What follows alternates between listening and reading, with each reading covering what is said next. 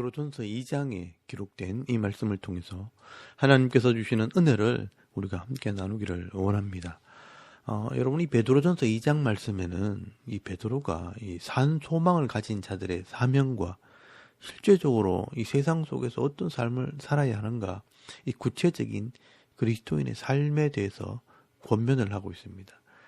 우리가 어제 말씀을 본 것처럼 이 베드로는 1장 말씀에서 우리가 예수 그리스도의 보배로운 피로 구속함을 받고 썩지 아니하는 이 하나님 말씀으로 거듭났기 때문에 산 소망을 가진 자가 되었다라고 말씀을 합니다.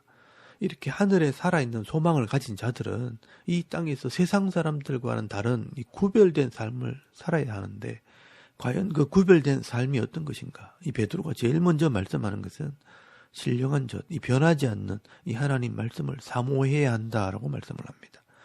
여러분, 1절에서 2절까지 말씀해 보시면, 그러므로 모든 악독과 모든 기만과 외식과 시기와 모든 비방하는 말을 버리고 갓난 아기들 같이 순전하고 신령한 젖을 사모하라.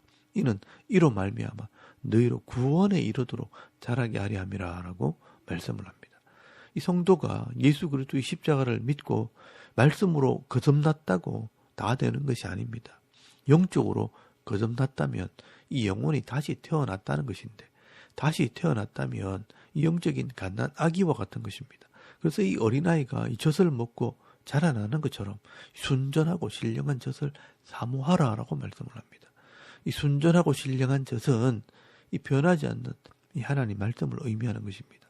갓난 아이가 이 젖을 먹고 자라나는 것처럼 이 하나님 말씀이 우리를 자라게 하고 성숙하게 한다는 것입니다. 이 말씀을 먹고 이것을 소화해내서 깨달아서 순종하게 될 때 더 건강한 성도가 되고 성숙한 그리스도인이 되어 다른 사람들을 위해 섬길 수 있는 일꾼으로 자라게 되는 것입니다. 그래서 이 베드로는요, 이런 성도들이 예수 그리스도를 중심으로 공동체를 이루게 될 때 이 공동체가 세상을 향해 섬기는 자가 되라라고 말씀하는 것입니다. 결국 이 성도가 자라나야 섬기는 자가 되는 것입니다. 갓난 아기처럼 내 혼자 겨우 살아가는 것이 아니라 자라나야 다른 사람들을 위해 섬길 수 있을 만큼 성숙한 그리스도인이 되는 것입니다. 이것이 바로 성도의 사명, 이 교회의 사명입니다. 그래서 3절 말씀부터 주의 인자하심을 맛보았으면 그리하라. 주의 인자하심, 이 하나님께서 주시는 이 은혜, 좋은 것을 맛보았다면, 체험한 사람이라면 이렇게 하라라고 말씀하는 것입니다. 그래서 이 베드로는요, 이 교회를 집으로 비유하면서 설명을 합니다. 예수 그리스도가 살아있는 돌이 되고 모퉁이 돌이 되고 성도가 신령한 집이 되어서 신령한 제사를 드리고 거룩한 제사장의 직분을 감당하라라고 말씀을 합니다. 여러분, 4절에서 5절까지 말씀해 보시면, 사람에게는 버림바 되었으나 하나님께는 택하심을 입은 보배로운 산돌이신 예수께 나아가 너희도 산돌같이 신령한 집으로 세워지고 예수 그리스도로 말미암아 하나님이 기쁘게 받으실 신령한 제사를 드릴 거룩한 제사장이 될지니라 라고 말씀을 합니다. 여러분, 이것은 교회와 성도의 사명을 이야기하는 것입니다. 이 예수님께서 살아있는 모퉁이돌, 이 기초석이 되시고, 이 구원받은 성도는 예수님을 기초로 신령한 집, 이 교회를 세우고요, 또 하나님께서 기뻐하시는 신령한 제사, 예배를 드리고 세상을 향해서는 거룩한 제사장 직분을 감당하라라고 말씀을 합니다.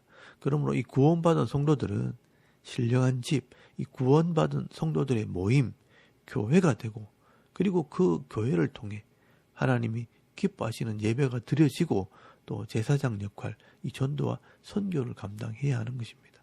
그래서 6절에서 8절까지 말씀에 이 구약의 말씀을 통해 이미 이것은 예언된 것이고 하나님의 계획이었다는 것을 증거하게 됩니다. 예수님께서 모퉁이 돌이 되셨고 세상에서는 버림을 당했지만 이 성도들에게는 이 보배로운 모퉁이 돌이 되었다는 것입니다.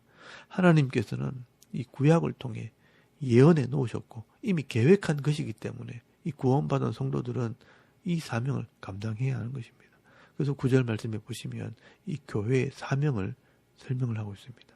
그러나 너희는 택하신 족속이요 왕같은 제사장들이요 거룩한 나라요 그의 소유가 된 백성이니 이는 너희를 어두운 데서 불러내어 그의 기이한 빛에 들어가게 하신 이의 아름다운 덕을 선포하게 하려 하심이라 라고 말씀을 합니다. 여러분, 이게 교회의 사명이라는 것입니다. 사실 이 말씀은 출애굽기서 19장 5절에서 6절까지 말씀에 기록되어진 말씀입니다. 하나님께서 이스라엘 백성들을 처음 부르실 때 이 사명을 주셨다는 것입니다. 이스라엘 백성들이 이 사명을 제대로 감당하지 못했기 때문에 지금 예수 그리스도를 통해 교회를 세우시고 이 교회를 통해 이 사명을 감당하게 하시는 것입니다. 이 구원받은 성도들은요, 하나님의 소유가 된 백성입니다. 하나님의 소유란 말은 하나님의 자녀가 되었다는 말입니다. 그래서 하나님의 것을 누릴 수 있는 존재가 된 것입니다. 이 성도의 복을 말합니다. 그리고 이 왕같은 제사장들이기 때문에 세상을 다스리고 이 세상에 있는 죄인들이 하나님을 만나도록 다리와 같은 역할을 해야 합니다. 이것은 전도와 선교의 사명을 말하는 것입니다. 그리고 이 거룩한 나라이기 때문에 구별된 삶을 살아야 하는 것입니다. 이 존재 가치를 말하는 것입니다. 오늘 저와 여러분도 예수를 믿고 이 구원받은 하나님의 백성이 되었기 때문에 왕같은 제사장으로 전도와 선교를 감당하고 또 거룩한 나라로 세상에서 구별된 삶을 살아가고 또 이 하나님의 소유가 된 백성으로 하나님 나라의 복을 받아 누리는 그런 성도들이 되어야 하는 것입니다. 오늘 저와 여러분이 이런 사명을 감당하면서 오늘 내게 주신 이 은혜와 복을 잃어버리지 않는 믿음 있는 주의 권속들이 다 되실 수 있기를 바랍니다. 그리고 베드로는요, 구원받은 백성들이 구체적으로 어떤 삶을 살아야 하는가 권면을 하고 있습니다. 여러분 11절 말씀에 보시면 사랑하는 자들아 거류민과 나그네 같은 너희를 구원하노니 영혼을 거슬러 싸우는 육체의 정욕을 제어하라 라고 말씀을 합니다. 이 구원받은 성도로 제일 먼저 해야 할 일이 뭐냐?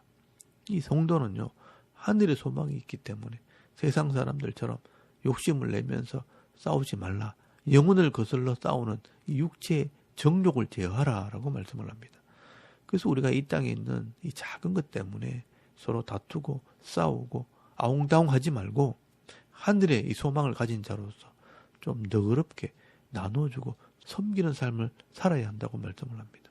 그리고 12절 말씀에 보시면 이 불신자들을 대할 때 선한 삶으로 본을 보이라고 말씀을 합니다. 내가 이방인 중에서 행실을 선하게 가져 너희를 악행한다고 비방하는 자들로 하여금 너희 선한 일을 보고 오시는 날에 하나님께 영광을 돌리게 하려 함이라 라고 말씀을 합니다.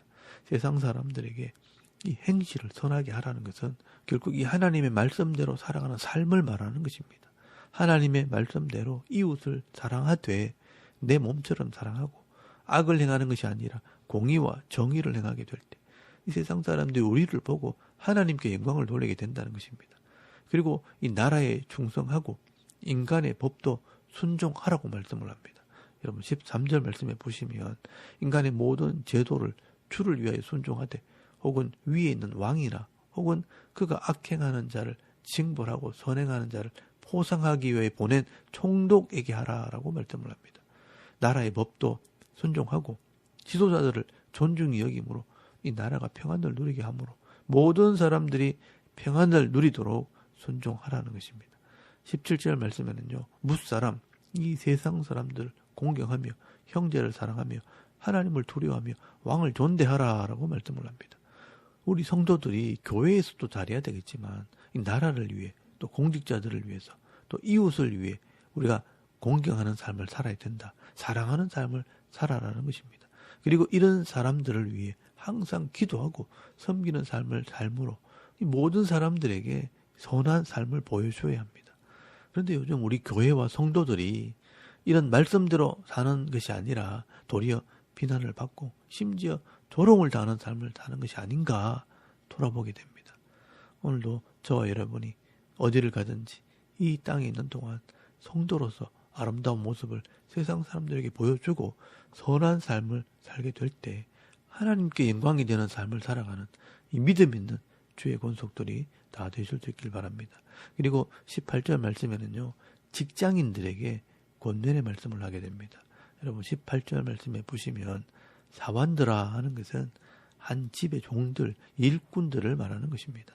쉽게 말하면 직장 생활을 하는 사람들을 말합니다. 우리가 직장 생활을 할 때도 범사에 두려워함으로 주인에게 순종하라라고 말씀을 합니다. 그리고 중요한 것은요, 선한 주인, 이 관용하는 사람, 이 잘해주는 사람뿐만 아니라 까다로운 사람에게도 그렇게 하라라고 말씀을 합니다. 여러분, 이 까다로운이란 말은 삐뚤어진 심술궂은 사람이라는 뜻입니다. 이런 심술궂은 사람들이 세상에 있다는 겁니다. 이런 사람들을 만나도 순종할 줄 알아야 된다는 것입니다. 왜냐하면 19절 말씀해 보시면 부당하게 고난을 받아도 하나님을 생각함으로 믿음으로 참으면 아름다운 것이라 은혜라라고 말씀합니다. 우리가 죄를 짓고 고난을 당하는 것보다 선을 행함으로 고난을 받고 참으면 하나님 앞에 아름다운 것이 된다, 은혜가 된다라고 말씀하는 것입니다. 우리가 좋은 상사를 만나고 좋은 사람을 만나면 감사를 해야겠지요. 그러나 이 부당한 사람을 만났다 할지라도 하나님의 뜻이 있겠구나, 하나님의 섭리가 있겠지 하면서 믿음으로 인내하면 그것이 도리어 은혜가 되게 하겠다, 아름다운 삶이 되게 하겠다라고 말씀하시는 것입니다. 그래서 21절에서 25절까지 말씀해 보시면 주님도 그렇게 했다는 것입니다. 우리 주님도, 예수님도 이렇게 고난을 참음으로, 순종함으로 우리가 구원을 받은 것입니다. 그렇기 때문에 우리도 예수님처럼 믿음으로 참고 인내하면 그게 은혜가 되고 아름다운 삶이 된다는 것입니다. 그래서 25절 말씀해 보시면 너희가 전에는 양과 같이 길을 잃었더니 이제는 너희 영혼의 목자와 감독 되신 이에게 돌아왔느니라 라고 말씀을 합니다. 여러분, 우리가 예수를 믿기 전에는 길을 잃은 양처럼 살았다는 것입니다. 부당한 일을 당하기도 하고 어려운 일을 당하면 못된 양처럼 들이받듯이 따지고 싸우면서 피차 손해보는 인생을 살았지만 이제는 우리의 목자 되시는 예수님을 만났으니 예수님처럼 믿음으로 참고 인내하면서 아름다운 삶, 은혜의 삶을 살게 된 것이라 라고 말씀하는 것입니다. 그러므로 우리가 이 땅을 살아가는 동안 혹시나 못된 사람, 이 골치 아픈 사람을 만나도 우리가 하나님을 믿는 믿음으로, 말씀을 믿는 믿음으로 참고 끝까지 인내함으로 아름다운 삶, 은혜의 삶, 축복의 삶을 살아가는 그런 믿음 있는 성도들이 다 되실 수 있길 바랍니다. 오늘 이 베드로는요, 산 소망을 가진 성도는 이 땅에서 어떤 사명이 있는가, 이 세상 속에서는 어떤 삶을 살아야 하는가 구체적으로 설명을 하고 권면을 하고 있습니다. 오늘도 이 베드로전서 2장 말씀을 묵상을 하고 또 마음에 새겨서 세상 속에서 왕같은 제사장으로 전도와 선교의 사명을 감당을 하고 또 선하고 아름다운 삶을 살아갈 때 하나님께 영광이 되는 삶을 살아갈 수 있는 저와 여러분의 이런 영적인 삶의 모습이 되실 수 있기를 주의 이름으로 축원합니다. 아멘. 우리 잠깐 기도드리겠습니다. 오늘도 이 하나님의 소유된 백성으로 전도와 선교의 사명을 감당을 하고 또 거룩하고 아름다운 삶을 살게 하옵소서. 또 이 나라와 이 민족을 위해 또 섬기는 교회와 가정과 이 자녀들의 믿음을 위해서 또 이 개인의 기도 제목을 따라 기도하고 오늘 하루 삶을 또 시작할 수 있길 바랍니다. 다 같이 우리 하나님께 한번 기도드리겠습니다. 살아계신 하나님, 은혜를 참 감사합니다. 오늘 이 아침에 우리가 하나님을 예배